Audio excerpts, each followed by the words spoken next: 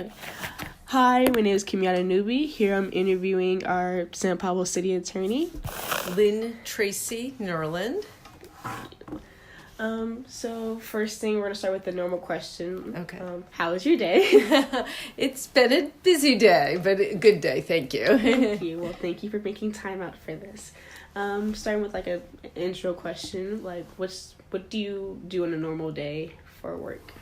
So I think that's one of the unique things about being a city attorney, that there is probably no normal day. And I'm the only attorney here in-house for the city.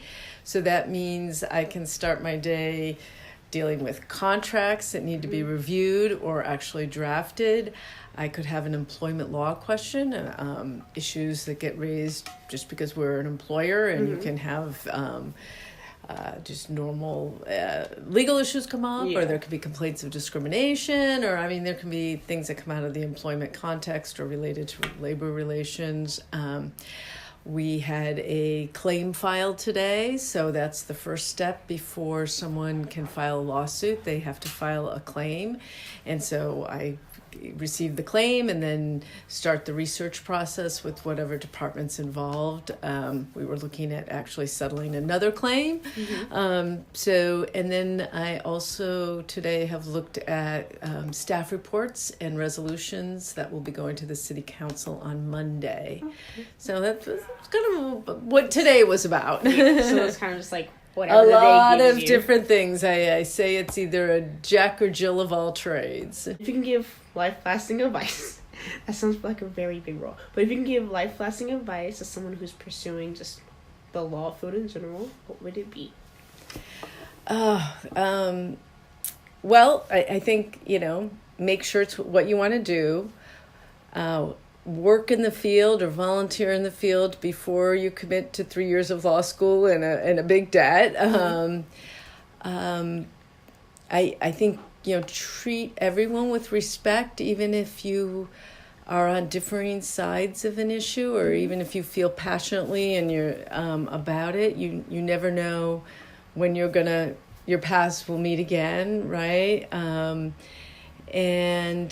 probably the best advice I could sum up, and it was something that was said when Louise Rennie, who was the first woman elected city attorney in San Francisco, when she retired, she was described as ethical, smart, and gracious.